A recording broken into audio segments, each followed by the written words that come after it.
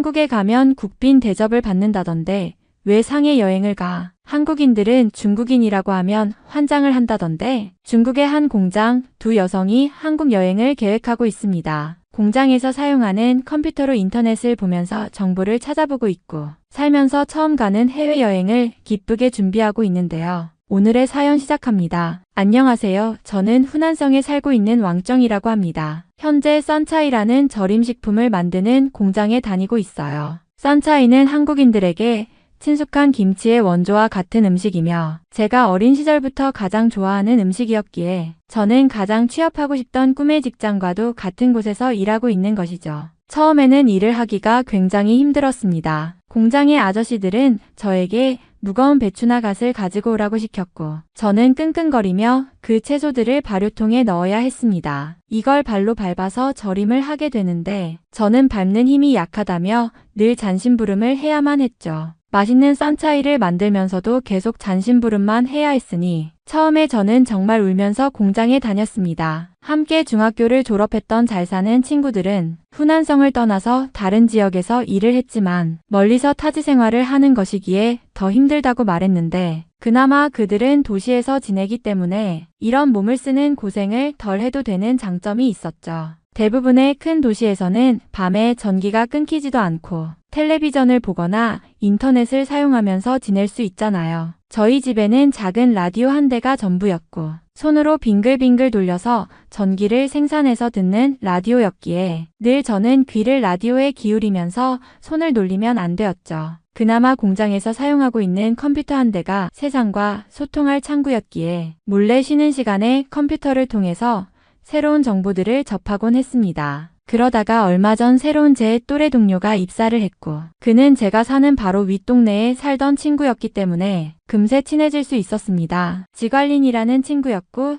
나이도 저랑 동갑이었으므로 저희들은 항상 붙어 다니게 되었죠. 저희 집과 가정 형편도 비슷한 데다가 함께 잔심부름을 하면서 일을 하니 시간도 훨씬 빨리 가더라고요. 일하는 아저씨들이 중간중간 담배를 가져오라고 할 때에도 함께 다녔고 배추에 묻은 흙을 털어내거나 점심을 먹을 때도 늘 함께였어요. 그런 저희는 쉬는 날에도 만나서 버스를 타고 2시간이 걸려 시내에서 놀곤 했고 가족과도 같은 사이가 되어버린 것이죠. 그러던 어느 날 길고 긴 공휴일이 있다는 소식을 듣게 되었고 저희는 먼 곳으로 여행이라는 가보자는 이야기를 하게 되었습니다. 늘 동네에서만 놀다 보니 새로운 세계로 떠나보자는 생각이 들었고 이번 6일간의 연휴 정도라면 멀리 대도시까지도 가볼 수 있겠다는 생각을 했거든요. 저희들은 함께 일하는 아저씨들에게 상해를 가보았냐고 물었고 그들은 단 한 번도 그런 곳에 가본 적이 없다고 하더라고요. 특히 상해처럼 중국의 대도시는 세계 1등 도시이기 때문에 세계에서 물가도 최고로 비싼 데다가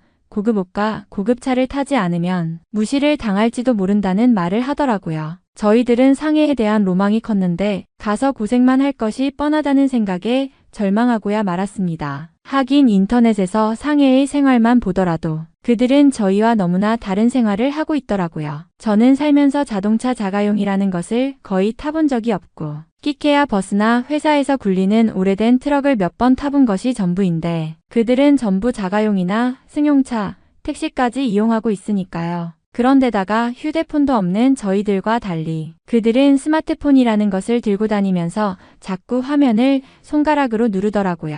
저희들은 아무리 컴퓨터 모니터나 텔레비전을 눌러도 아무 반응이 없는데 어떻게 그들은 화면을 들고 다니면서 무언가를 입력하는 것이 도저히 이해가 되지 않을 정도였거든요. 그런데 같이 일하는 텅신이라는 아저씨는 저희에게 한 가지 힌트를 주더라고요. 그는 절인 배추를 밟던 발을 툭툭 털면서 저희에게 다가오더니 상해 말고 한국에 가보라는 말을 했습니다. 한국이라는 나라가 여건이 있어야 갈 수 있어서 처음에 가긴 어렵지만 우리처럼 공장 다니는 중국인 정도가 간다면 완전히 호화로운 생활을 할 수 있다고 하더라고요. 주변의 아저씨들은 그런 이야기를 들어본 적이 있다면서 한국 사람들은 세계 최고의 빈곤국가에 살기 때문에 중국인들처럼 하루에 2끼를 꼬박꼬박 먹지 못해서 사탕 하나만 쥐어줘도 무릎을 꿇을 거라는 말을 했습니다. 중국에서 편히 피울 수 있는 담배 또한 못 피우는 사람이 많고 담뱃불을 붙일 성냥조차도 비싸서 구하지 못할 거라는 말을 하더라고요. 저희들은 얼른 인터넷 검색을 통해서 한국에 대해 알아보게 되었습니다. 솔직히 지관리는 글을 제대로 쓰거나 읽을 줄 모르기 때문에 저의 도움을 받아서 검색을 할 수 있었지만요. 저는 한국을 검색해 본 적이 없어서 몇 시간을 끙끙거리며 한국이라는 한자를 찾아서 검색했고 드디어 내용을 찾아볼 수가 있었죠. 그런데 실제로 통신 아저씨가 말씀하신 대로 한국인들은 가난에 쩌들어서 살고 있고 중국에서 보내주는 전기로 불을 밝히고 있는 나라라고 하더라고요. 인구가 2천만 명밖에 없는 곳이 나라라고 하는 것도 정말 웃겼고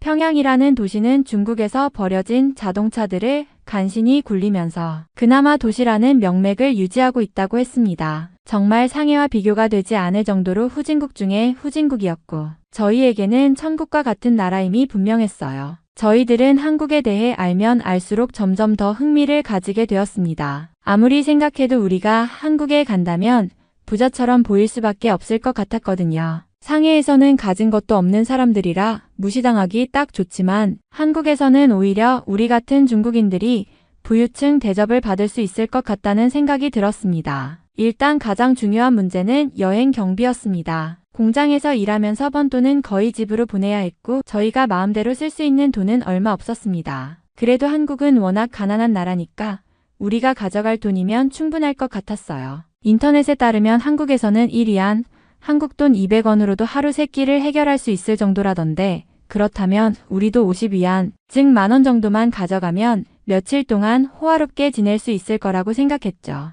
한국인들 중에서는 평생 만원 한 장을 만져본 사람도 없을 뿐더러 아마 최고 갑부 정도는 되어야 몇만 원을 가지고 있을 테니까요. 가장 먼저 해야 할 일은 여권을 만드는 것이었습니다. 여권을 만드는 방법을 인터넷에서 찾아보았는데 생각보다 복잡해 보였습니다. 그래도 한국에 가서 부자처럼 대접받을 생각을 하면 이 정도 수고쯤이야 아무것도 아니었죠. 저희들은 공장 일을 마치고 시간 날 때마다 읍내로 가서 여권을 신청했고 드디어 여권이 나온 날에는 서로 손을 맞잡고 기뻐했습니다. 그 다음은 항공권을 사는 일이었어요. 문제는 저희가 비행기를 타본 적이 없다는 것이었죠. 비행기 표를 어디서 사야 하는지도 몰랐고 공장에서 인터넷을 할 수 있다고 해도 온라인으로 표를 예매하는 방법 같은 건 아예 몰랐습니다. 그래서 저희는 읍내에 있는 여행사를 찾아갔습니다. 여행사 직원은 한국에 가는 항공권을 끊어주겠다면서 저희들에게 돈을 요구했죠. 저희들은 가진 돈을 다 끌어모아 항공권을 사고 나니 남은 돈이 얼마 없었지만 그래도 한국에 가면 하루에 200원으로 생활할 수 있으니까 걱정할 필요가 없다고 서로 위로했습니다. 항공사는 중국의 항공사이기 때문에 비싼 것이 당연했기에 저희들은 몇 년 동안 모아둔 거금을 사용할 수밖에 없었어요. 그래도 저희는 계속 공장에서 월 17만 6천 원 정도를 받고 있고 그 돈으로 매달 4만 원씩이나 저금을 하고 있기 때문에 3년에 한 번 정도 한국에 다녀오면 되겠다는 생각을 했으니까요. 여권과 항공권을 마련한 저희들은 마지막으로 한국에서 입을 옷을 준비하기로 했어요. 인터넷에 올라온 한국인들의 사진을 보니 다들 허름한 옷을 입고 있었고 신발도 낡아빠진 것들이 많았습니다. 저희가 가지고 있는 옷만 입고 가도 충분히 부자처럼 보일 것 같았지만 그래도 더 확실하게 부자처럼 보이기 위해 공장에서 가장 깨끗한 옷을 골라두었습니다. 그렇게 모든 준비를 마친 저희들은 출발할 날을 손꼽아 기다리기 시작했습니다. 한국에 도착하는 순간부터 저희는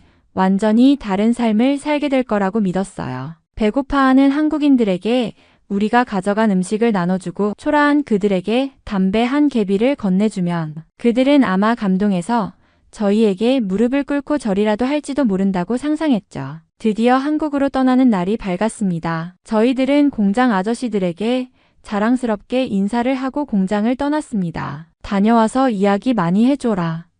아저씨들은 손을 흔들며 배웅해 주었죠. 집으로 돌아와 부모님께 인사를 드렸습니다. 아버지는 마당에 쌓아둔 배추를 손질하고 계셨고 어머니는 커다란 물통에 채소를 씻고 있었죠. 저는 짐을 든 채로 부모님 앞에 섰습니다. 어디 가려고 그러냐? 아버지가 얼굴을 찡그리며 물었습니다. 한국이요. 공장에서 긴 연휴가 생겨서 지관린이랑 같이 여행 가기로 했어요. 그 말을 듣자마자 어머니는 깜짝 놀라 손에 들고 있던 채소를 떨어뜨렸습니다. 뭐라고? 한국을 간다고? 거기가 얼마나 위험한데? 아버지도 심각한 얼굴로 고개를 끄덕이며 말했습니다. 한국 같은 나라는 치안이 나빠서 밤에는 절대 돌아다니면 안 된다고 하더라. 게다가 너처럼 예쁜 여자애가 가면 더 위험하지 않겠냐? 어머니는 제 손을 꼭 잡으며 걱정 가득한 얼굴로 말했습니다. 거긴 밤만 되면 깡패들이 길거리를 돌아다닌다고 하더라. 중국에서는 밤에도 경찰이 지키고 있어서 안전하지만 한국은 경찰이 몇 명 없어서 사람들이 자기 몸 하나 지키기 힘들대. 저는 속으로 웃음이 나왔습니다. 괜찮아요, 엄마. 지관린이랑 같이 다닐 거고 조심할 거예요. 그리고 한국 사람들은 중국인을 보면 환장을 한다고 하잖아요. 저희가 가면 다들 환영해 줄 거예요. 아버지는 여전히 못마땅한 표정이었지만 어머니는 한숨을 쉬며 마지못해 고개를 끄덕였습니다. 그래도 조심해야 한다. 절대 밤늦게 돌아다니지 말고 혹시 무슨 일이 생기면 바로 중국 대사관으로 가야 한다. 네, 알겠어요. 저는 힘차게 대답하며 부모님을 안심시켰습니다. 그리고 어머니는 집 구석에 아버지 몰래 숨겨둔 50위안, 즉 한국 돈 10,000원 수준의 거금을 제게 건네주시면서 무슨 일이 생기면 사용하라고 하셨습니다. 이런 큰 돈을 어머니께서 선뜻 건네주시는 것도 너무 감사했고 저를 사랑하는 마음이기 때문에 너무 감사하게 받게 되었어요. 한국 돈으로 20,000원 정도가 있다면 정말 저는 계속 택시를 타고 다니며 호화 여행을 할 수 있으며 하루에 5끼를 먹어도 돈이 남을 거라는 계산이 나오더라고요. 지관린과 한국의 많은 기념품들을 살 거라고 생각했고 정말 벌써부터 부자가 된 생각에 어깨가 들썩거리더라고요. 그렇게 부모님의 걱정을 뒤로하고 저는 지관린과 함께 한국으로 향할 준비를 마쳤습니다. 이제 곧 한국에서 부자 행세를 하며 즐거운 여행을 할 생각에 가슴이 설레기 시작했습니다. 짐을 꾸려 집을 나선 뒤 저는 지관린과 함께 버스를 타고 공항으로 향했습니다. 후난성에서 가장 가까운 국제공항은 창사 황화국제공항이었지만 그곳에서 한국으로 가는 직항편이 많지 않았습니다. 결국 우리는 광저우 바이윈 국제공항에서 출발하는 비행기를 타기로 했습니다. 문제는 후난성에서 광저우까지 가는 길이 만만치 않다는 것이었죠. 우리는 아침 일찍 출발했지만 광저우까지 가는 여정은 끝이 없을 것처럼 느껴졌습니다. 먼저 시내버스를 타고 창사남역으로 이동한 후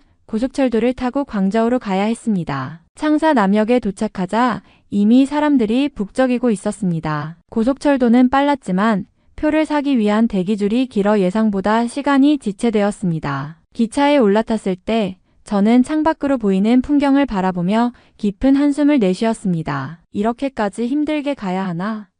지관린도 지친 얼굴로 고개를 끄덕였습니다. 약 3시간 반 만에 광저우 남역에 도착했지만 여기서 끝이 아니었습니다. 남역에서 공항까지는 또 한참을 이동해야 했습니다. 우리는 다시 광저우 지하철을 타고 공항행 열차로 갈아탔습니다. 지하철 내부는 붐볐고 사람들 사이에 끼어서 서 있자니 피곤함이 몰려왔습니다. 이렇게까지 해서 한국을 가는 거면 이미 반쯤 여행 온 기분이야. 지관린이 한숨을 내쉬며 중얼거렸습니다. 저도 동의하지 않을 수 없었습니다. 결국 공항에 도착했을 때는 이미 오후가 되어 있었습니다. 출국 수속을 마치고 게이트 앞에 앉으니 비로소 여행이 실감나기 시작했습니다. 긴 여정을 거쳐 마침내 한국으로 향하는 순간이 다가오고 있었습니다. 사실 광저우에 도착하자마자 가장 먼저 든 생각은 여기는 너무 비싸다였습니다. 역에서 간단히 요기를 하려고 편의점에 들어갔는데 물 한 병조차 터무니없이 비쌌습니다. 간신히 샌드위치 하나를 사 먹었지만 가격을 생각하니 기차 안에서 그냥 참을 걸 그랬다는 후회가 밀려왔습니다. 게다가 사람은 또 왜 이렇게 많은지 역에서 지하철로 갈아타려고 하니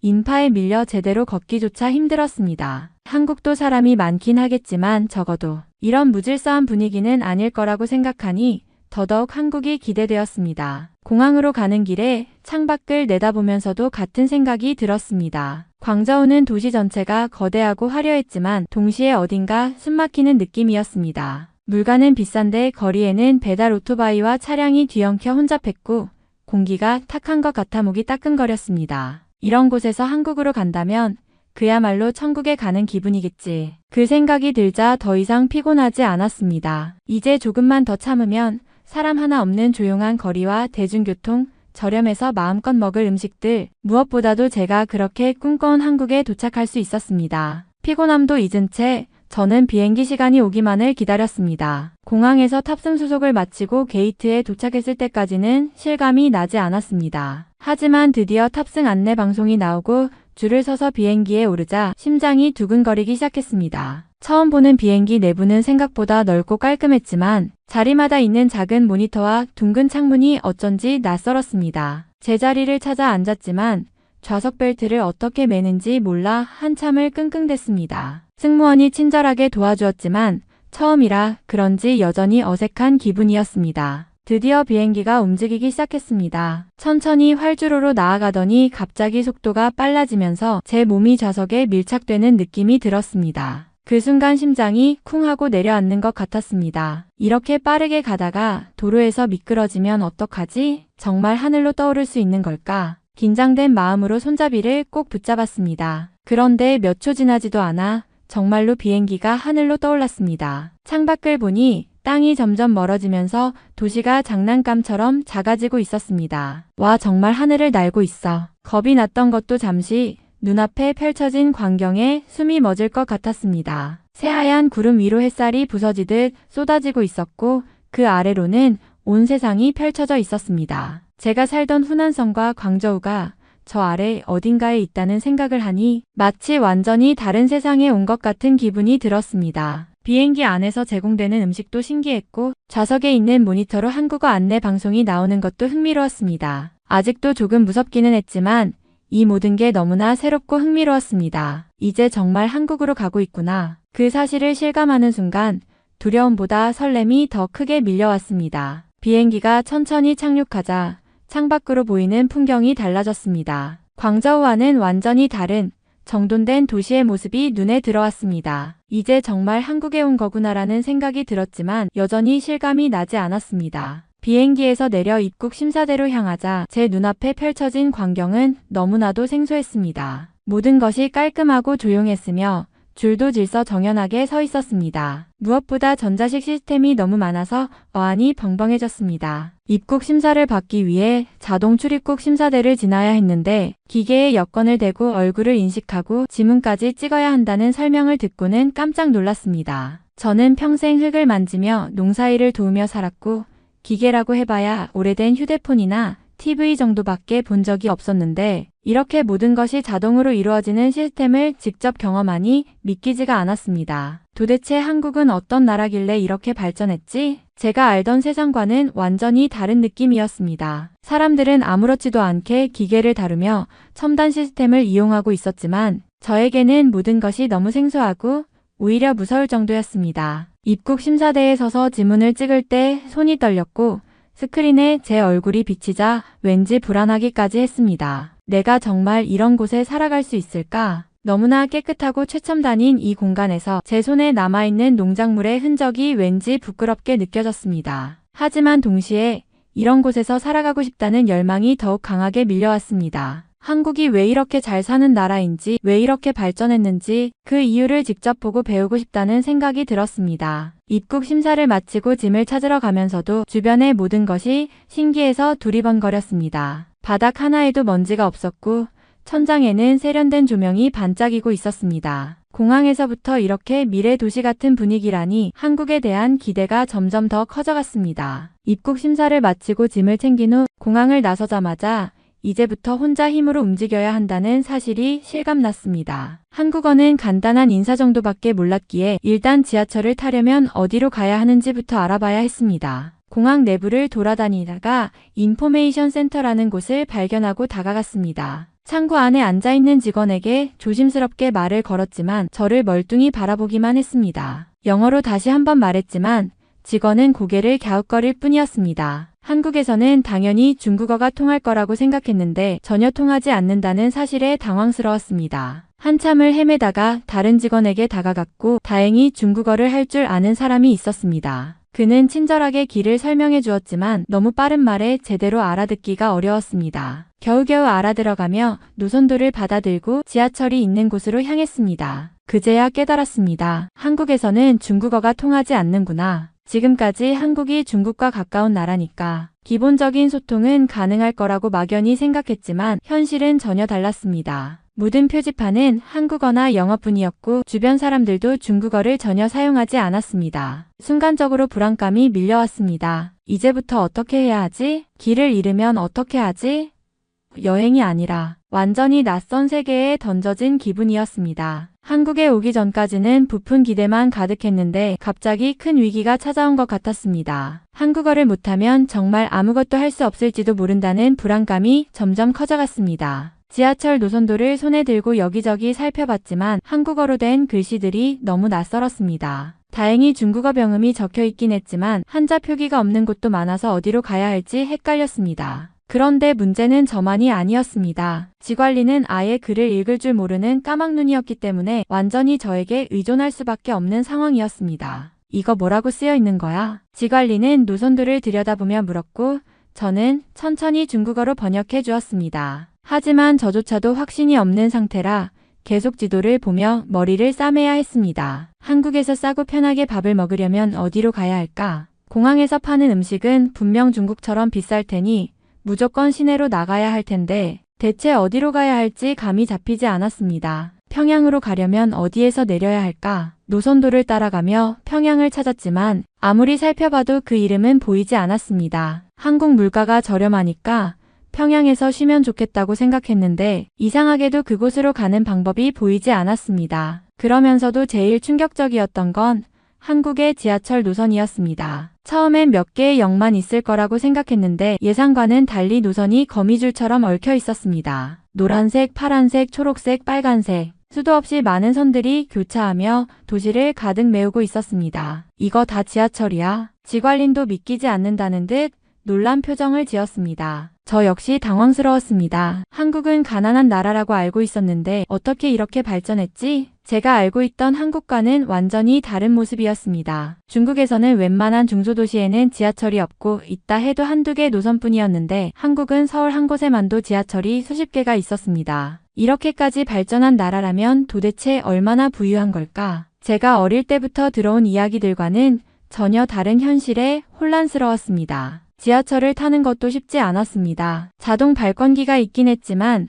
버튼이 너무 많아서 도대체 뭘 눌러야 할지 몰랐습니다. 겨우겨우 중국어 지원을 찾아 표를 구매하려고 했는데 가격을 보고 깜짝 놀랐습니다. 이게 맞아? 지관린도 저를 보며 믿기지 않는다는 표정을 지었습니다. 중국에서는 웬만한 거리라면 몇 위 아니면 충분했는데 한국은 기본 요금부터 비쌌습니다. 지하철 한 번 타는 가격이 밥 한 끼보다 비싸다니 너무 황당해서 입이 다물어지지 않았습니다. 역시 한국은 중국 부자들한테 외화벌이하려고 작정을 했나 보네. 한국이 관광객을 대상으로 돈을 번다는 이야기를 들은 적이 있었지만 이 정도일 줄은 몰랐습니다. 혹시라도 표를 잘못 사면 큰일 날 것 같아서 몇 번이나 확인하고 나서야 발권을 완료할 수 있었습니다. 표를 손에 쥐고 개찰구 앞에 섰지만 또 다른 문제가 있었습니다. 자동 개찰구를 어떻게 통과해야 할지 몰랐던 겁니다. 지관린과 저는 우왕좌왕하며 다른 사람들의 행동을 유심히 살펴봤습니다. 사람들이 카드를 찍고 지나가는 걸 보고 저희도 따라서 표를 단말기에 갖다 댔습니다. 다행히 문이 열렸고 겨우 안으로 들어갈 수 있었습니다. 이거 정말 어렵다. 한국의 교통 시스템은 중국과는 완전히 달랐습니다. 하나부터 열까지 너무 복잡하고 모든 것이 전자화되어 있었습니다. 한국이 생각보다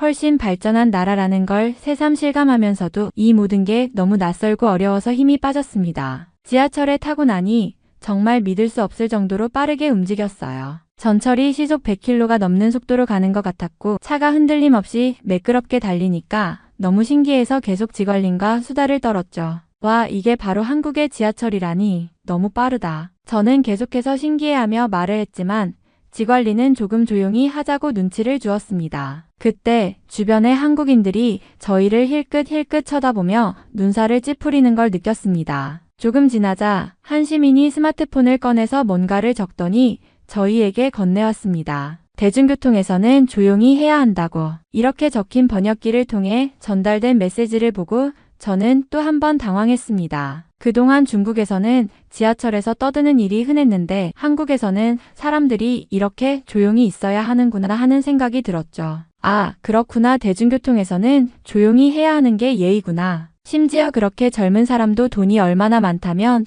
스마트폰을 사용하고 있는지 저희들은 정말 어처구니가 없더라고요. 한국인들은 전부가 부자처럼 보였으니까요. 이 비싼 지하철을 탈 정도의 자산가라면 분명 부자인 것이 당연했지만 이렇게 부자들이 많은 나라인 줄은 몰랐습니다. 그리고 다들 말수가 전체적으로 적고 깔끔한 옷차림을 한다는 것이 신기했죠. 지관린도 놀란 표정을 지으며 다시 입을 닫았습니다. 지하철이 너무 조용하고 청결했기 때문에 이런 분위기에서 떠드는 게 오히려 민폐가 될 수 있다는 사실을 그제야 깨달았습니다. 한국의 문화에 또 한 가지 적응해야 할 점이 생겼다는 느낌이 들었죠. 한편으로는 중국 문화를 받아들이지 않고 독자적인 문화를 통해서 그들은 불편하게 살고 있다는 생각이 들기도 했습니다. 사람이 사는 맛이 나려면 조금 떠들썩해야 하는데 너무 쥐죽은 듯이 조용하니까 따분하기도 했으니까요. 저희가 계속해서 이야기를 나누고 있는데 갑자기 한 중국인이 다가왔습니다. 그는 살짝 미소를 지으며 조심스럽게 말을 걸었어요. 여기서도 중국어를 들을 수 있다니 정말 반갑네요. 한국에 오신 거예요? 저는 깜짝 놀라며 고개를 끄덕였어요. 네, 맞아요. 한국에 처음 왔어요. 정말 신기하네요. 이곳의 분위기. 그 중국인은 저희가 중국어를 쓰고 있다는 걸 눈치챘고 반가운 표정을 지으며 대답했어요. 한국에서 중국어를 쓸 수 있는 사람을 만나게 될 줄은 몰랐어요. 많은 중국 사람들이 한국에 오지만 여기서는 대부분 한국어를 쓰니까요. 그래도 이렇게 반갑네요. 그는 잠시 멈추더니 한국에 어디를 가셨나요?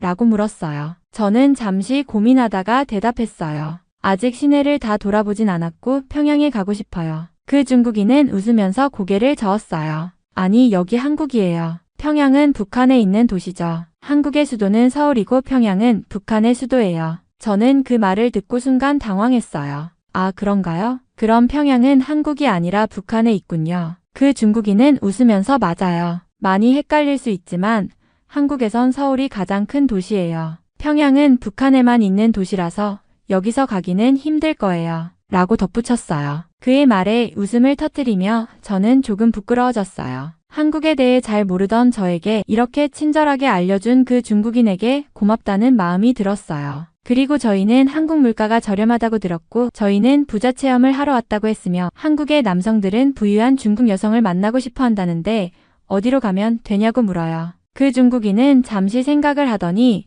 조금 웃으며 대답했어요. 한국 물가가 저렴하다니 그건 아마 다른 나라에 비해서 그런 것 같아요. 한국은 여전히 많은 사람들이 열심히 일하고 있어서 물가가 저렴한 편인 건 맞지만 그만큼 품질도 좋고 서비스도 뛰어나죠. 그런데 부자 체험을 하러 오셨다고요? 저는 살짝 미소 지으며 대답했어요. 네, 맞아요. 한국에서 좋은 경험을 하고 부자처럼 살고 싶다고 생각했어요. 한국의 남성들은 부유한 중국 여성을 만나고 싶어 한다고 들었는데 어디 가면 그런 분위기를 느낄 수 있을까요? 그 중국인은 한참을 생각하더니 조금 웃으면서 말했어요. 하하, 그런 이야기를 들으셨군요. 사실 한국 남성들은 다양한 사람들이 있어요. 물론 외국인과의 만남을 선호하는 사람도 있지만 전통적인 가치관을 가진 사람들도 많죠. 그럼에도 불구하고 서울의 강남이나 명동 같은 지역이 그런 분위기를 느낄 수 있는 곳으로 유명해요. 그쪽에 가면 고급 레스토랑이나 카페들이 많고 젊은 사람들이 자주 다니는 곳이기도 해요. 저는 그 말을 듣고 조금 더 구체적인 정보가 필요했어요. 그럼 강남이나 명동은 어디로 가야 할까요? 지하철로 가는 방법을 좀 알려주실 수 있나요? 그 중국인은 친절하게 노선도를 꺼내며 대답해 주었어요.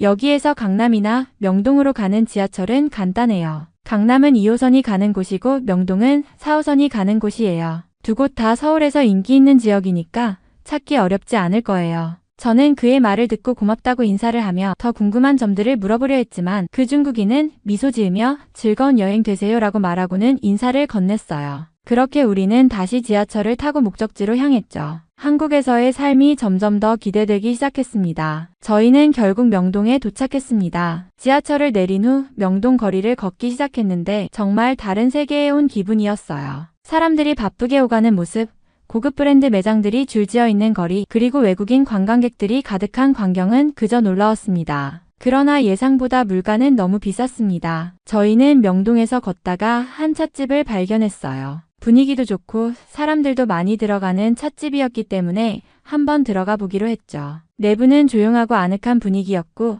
한국의 전통차나 커피를 마실 수 있는 곳 같았어요. 그래서 저희는 메뉴를 보고 커피 한 잔을 주문했어요. 그런데 커피 한 잔 가격이 너무 비쌌습니다. 메뉴판을 보니 가격이 거의 중국에서의 2배 정도는 되어 보였어요. 이게 정말 한국의 커피 가격이야. 저는 속으로 충격을 받으며 지관린에게 말했죠. 여기 커피가 너무 비싸. 도대체 어떻게 이렇게 비싼 가격이 나오는 거야? 지관린도 눈이 휘둥그레져서 가격을 다시 한번 확인했어요. 커피 한 잔이 이렇게 비싸다니 정말 어이가 없었어요. 생각보다 가격이 너무 비싸서 결국 저희는 커피를 마시지 않고 찻집을 나와야 했습니다. 이렇게 비싼 가격이라면 차라리 다른 곳에서 먹는 게 낫겠다. 저는 마음속으로 결정을 내리고 지관린과 함께 다시 나왔죠. 한국의 물가는 생각보다 너무 비쌌습니다. 명동의 상업적 지역이라 그런지 물건이나 음식 가격이 예상을 한참 웃돌았어요. 이곳은 정말 부자들이 자주 오는 곳이구나. 그저 그런 생각만 들었습니다. 배가 고파서 근처의 음식점에 들어갔습니다. 여느 때처럼 메뉴판을 보고 주문하려 했지만 그곳에는 전통적인 방법으로 주문을 받지 않더군요. 대신 음식점 한쪽 구석에 놓인 키오스크라는 기계가 눈에 들어왔어요. 이게 뭐지? 저는 지관린에게 물었고 지관린은 키오스크가 무엇인지 알아차리기도 전에 이미 기계 앞에 서서 화면을 만지작거리고 있었습니다. 키오스크는 화면을 통해 직접 메뉴를 고르고 결제를 하는 시스템이었어요. 주문하는 방식이 너무 기계적이고 자동화돼 있어서 저는 처음에는 적응하기 어려웠습니다. 이걸로 어떻게 주문하지? 메뉴를 고르는 방법도 처음엔 헷갈렸고 결제 방법도 불안했어요. 제가 중국어를 쓸 수 있지만 이 기계는 한국어로만 되어 있어 당황스럽기만 했죠. 결국 저희는 기계 앞에서 잠깐 멈춰서 고민하다가 무언가 잘못된 느낌이 들어서 기계에서 빠져나왔습니다. 이렇게까지 자동화된 건 처음이야. 지관린도 고개를 끄덕이며 말했어요. 사람과 사람 사이에 대면 주문이 전혀 없다는 게 너무 낯설었어요. 주문하는 방식이 너무 기계적이라 뭔가 사람의 온기를 느낄 수 없다는 생각이 들었습니다. 저희는 결국 키오스크에서 아무것도 주문하지 않고 다시 음식점 밖으로 나왔습니다. 이게 한국의 현실이구나. 저는 그저 그런 생각만 하며 다시 한번 한국이 얼마나 발전한 곳인지 실감했어요. 길거리에서 걸어가던 중 한 노숙자의 돈통을 보게 되었습니다. 그 돈통 안에는 무언가 놓여 있었는데 저는 순간 그 안에 있던 한국돈 10,000원이 눈에 들어왔습니다. 10,000원이 그렇게 커 보일 줄은 몰랐어요. 이게 10,000원이라니 정말? 저와 지관린은 서로 눈을 마주치며 충격을 받았죠. 저는 중국에서 평소에 1위 안, 2위 안으로 살고 있었기 때문에 한국의 10,000원이 그렇게 큰 돈처럼 보인다는 사실에 기겁할 수밖에 없었습니다. 우리의 전 재산보다 많은 돈이 여기 있잖아.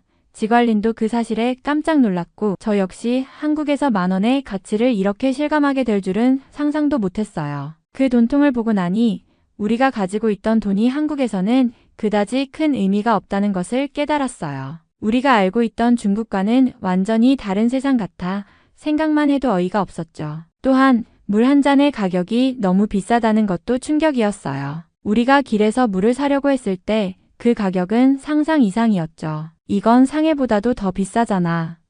한국에서의 물가가 정말 엄청나다는 생각이 들었습니다. 우리가 알던 중국의 물가와 비교했을 때 이곳은 정말 다른 세상 같았죠. 그때서야 저희는 이곳 한국이 북한과는 전혀 다른 나라라는 사실을 깨달았습니다. 북한을 떠올리며 한국에 대해 알고 있었던 것과는 너무나도 다른 현실이었죠. 우리가 이렇게 잘못 알고 있었던 거였구나. 지관린은 그저 웃으면서 고개를 저었고 저는 깊은 반성을 하게 되었습니다. 한국은 정말 상상 이상의 부유한 나라였고 그 사실을 실감할 때마다 우리가 알고 있던 세계와는 너무 다른 세상이 펼쳐져 있다는 느낌을 받았습니다. 숙소도 제대로 알아보지 못한 채 길거리에서 쭈그리고 앉아있는 저희는 정말로 거지가 된 기분이었어요. 돈은 부족하고 갈 곳도 없어서 한참을 어디로 가야 할지 고민하고 있었죠. 그런데 그때 길가에 있던 한국 사람들 몇 명이 저희에게 다가왔습니다. 한 남성은 저희에게 음식을 건네주었고 또 다른 분은 저희 손을 잡고 기도를 해주며 위로를 해주었어요. 하나님이 도와주실 거예요. 그분의 말에 저희는 순간 말문이 막혔습니다. 한국에서 이렇게 따뜻한 대우를 받게 될 줄은 상상도 못했거든요. 저희는 정말로 그저 길거리에 주저앉아 있던 거지처럼 느껴졌습니다. 하지만 그 한국 사람들은 저희를 이상하게 보지 않고 오히려 친절하고 따뜻하게 대해주었어요. 그들이 음식을 나누어주고 기도까지 해주는 모습에 저희는 마음속 깊이 감동을 받았습니다. 이런 대우는 처음이야. 저희는 그들이 주는 작은 위로와 친절에 정말 고마워서 잠시나마 모든 걱정을 잊을 수 있었습니다. 그 순간 우리는 한국 사람들의 따뜻한 마음을 느끼게 되었습니다. 비록 저희가 길거리에 앉아 있었지만 그들이 보여준 친절과 배려는 저희에게 큰 힘이 되었죠. 그들이 저희에게 해준 것처럼 한국은 정말 다른 세상인 것 같았어요. 그들의 행동은 우리가 경험한 것과는 너무나도 다른 모습이라 더욱 깊은 감동을 주었죠. 그리고 서러워서 눈물이 나왔어요. 큰 돈을 들여 비행기를 탔고 한국에서 부자가 될 생각에 신나서 왔는데 아무런 정보도 없고 인터넷도 없으니 미아가 된 기분이었죠. 차라리 공장에 가서 일을 하는 것이 낫다는 생각까지 들었어요. 저희는 길을 헤매고 있을 때 우연히 한 중국 식품을 파는 가게에 들어갔습니다. 가게 안에 있던 중국인 아저씨는 저희가 처음에는 중국어로 다가가자 친절하게 반응해 주었습니다. 저희는 도움을 청했고 아저씨는 잠시 생각한 후 저희에게 충격적인 말을 했습니다. 너희들 여기서 무리하지 말고 중국으로 돌아가라. 한국은 너희들이 생각하는 것처럼 쉬운 곳이 아니다. 중국에서는 한국어를 배우고 그 후에 한국으로 넘어오는 게 더 나을 거다. 그 말을 들으면서 저희는 순간 멍해졌습니다. 그 중국인 아저씨는 계속해서 이렇게 덧붙였죠. 한국은 중국보다 훨씬 기회가 많고 한국에 사는 중국인들은 한국어만 잘 배우면 잘 살 수 있다. 중국은 희망이 없다. 한국은 그나마 중국인들에게도 살아갈 수 있는 기회를 주는 나라다. 그 순간 그분의 말이 깊이 와닿았습니다. 한국이 저희가 기대했던 부유한 나라일 뿐만 아니라 다른 나라에서 온 사람들에게도 기회를 주는 나라라는 사실이 조금씩 실감이 나기 시작했죠. 하지만 저희에게는 그 시점에서 아직 한국어도 부족하고 정보도 전혀 없었기에 무엇보다 무엇을 해야 할지 전혀 모르겠다는 절박함이 더 컸습니다. 저희는 한동안 그 말을 마음에 담고 계속해서 다음 계획을 생각했습니다. 어떻게든 한국에서 살아남아야 한다는 생각을 하면서도 그 중국인 아저씨의 말이 계속 마음에 남아 있었습니다. 그 중국인 아저씨는 저희에게 약간의 음식을 주며 눈물을 흘리고 있는 저희에게 따뜻한 말을 건넸습니다. 너희가 힘들어 보이니까 내가 도와줄게. 일단 여기에서 지낼 곳을 마련해 줄 테니 마음 놓고 쉬어. 그는 저희에게 작지만 따뜻한 음식을 주었고 지낼 곳도 마련해 주었습니다. 그곳은 아주 간단하고 소박한 곳이었지만 적어도 잠시나마 힘을 가질 수 있었습니다. 그분의 친절에 저희는 다시 한번 감동을 받았고 한국에서 겪었던 혼란스러움과 무력감을 조금이나마 잊을 수 있었습니다. 그 중국인 아저씨는 저희가 출국하는 날까지 저희를 챙겨주었고 그동안 저희에게 필요한 물건이나 조언을 아낌없이 주었습니다. 그 덕분에 저희는 어떻게든 그때의 위기를 넘길 수 있었고 한국을 떠나야 할 때까지 조금이나마 안정된 상황에서 지낼 수 있었습니다. 물론 그 모든 과정에서 저희는 여전히 많은 불안감과 두려움을 느꼈지만 그 중국인 아저씨의 따뜻한 배려 덕분에 끝까지 절망하지 않고 하루하루를 버텨낼 수 있었죠. 중국으로 가는 길에 저는 계속해서 한국에서 겪었던 일들을 떠올렸습니다. 버스를 타고 기차를 타고 공항을 거쳐서 중국으로 돌아가는 내내 눈앞에 떠오르는 것은 한국에서 만났던 그 따뜻한 사람들, 그리고 그들이 살아가는 모습이었습니다. 한국인들은 자신이 가진 것이 많지 않아도 행복해 보였고 서로 도와주며 웃고 지냈습니다. 그 모습이 제게는 너무나도 충격적이었고 그들의 행복한 삶을 보며 저는 눈물이 나왔습니다. 그들은 정말로 만족하며 살고 있었고 제가 겪었던 어려움도 그들에겐 당연한 일상이었겠지요. 하지만 저는 그들과 다르게 중국에서 다시 공장으로 돌아가면 아무리 돈을 벌어도 그들처럼 행복하게 살 수 없다는 사실이 너무 서글펐습니다. 한국에서 사람들이 서로 배려하고 도와주며 살아가는 모습을 보면서 제가 살아온 길과 너무나도 다른 삶이 있다는 걸 깨달았습니다. 저는 다시 공장으로 돌아가야 했고 그곳에서 매일같이 노동에 시달리며 얻는 돈으로는 결코 그들과 같은 삶을 살 수 없을 것이라는 생각에 너무나 큰 좌절감을 느꼈습니다. 저는 눈물을 참을 수 없었고 다시는 그런 행복한 삶을 꿈꿀 수 없을 거라는 생각에 마음이 무겁고 아팠습니다. 결국 중국으로 돌아가는 길에서 한국에서의 경험을 더 이상 잊을 수 없다는 사실을 깨달았고 그곳에서 나와 같은 가난한 중국인으로 살아간다는 게 얼마나 외로운 일인지 또 한 번 실감했습니다. 그리고 공장을 그만둔다면 생계가 문제라는 현실에 부딪히게 되었습니다. 중국으로 돌아갔을 때 내가 할 수 있는 일이 공장에서의 노동밖에 없다는 사실이 더욱 뼈저리게 느껴졌습니다. 공장을 떠난다는 건 바로 일자리를 잃는다는 것이었고 그러면 내 생활이 완전히 무너질 것이라는 두려움이 컸습니다. 그런데 그때의 마음은 정말 복잡하고 힘들었습니다. 한국에서의 경험은 너무나도 소중하고 값졌지만 그것을 현실로 가져오려면 너무 많은 장벽이 있었습니다. 한국어 공부를 하고 싶었지만 시골에서의 생활은 그것마저도 쉽지 않았습니다. 내가 살고 있는 이곳에서 한국어를 공부할 공간도 기회도 심지어는 그에 대한 자극조차 부족한 상황이었습니다. 매일 반복되는 공장 노동 속에서 어떻게 나아가야 할지 모르겠다는 생각이 들었습니다. 한국에서 살아가는 그들의 삶이 그토록 부러우면서도 나는 이곳에서 벗어나지 못할 것 같다는 절망감이 커졌습니다. 내게 주어진 선택은 너무나 좁고 그 좁은 틀 안에서 하루하루 살아가는 것만이 전부인 것처럼 느껴졌습니다. 한국어를 배우고 한국에서 살아가고 싶다는 꿈은 여전히 내 마음속 깊이 있었지만 그것을 이루기 위한 첫걸음을 내딛기에는 너무 많은 현실적인 어려움이 있었습니다. 무엇보다도 공장을 그만두는 순간 내 삶이 어떻게 될지에 대한 불확실함은 너무나도 무서웠습니다. 아무래도 저희는 그저 시골의 공장을 다니는 노동자로 살아야 할 것이고 한국인들을 만났던 그 시간을 떠올리면서 좌절 속에서 살게 될 것 같습니다. 만약 한국에 가지 않았더라면 중국의 현실을 비교하지 않아도 되었겠지만 너무 엄청난 것을 보고 오는 바람에 우울한 삶을 살게 되었습니다. 한국인들이 너무나 부럽고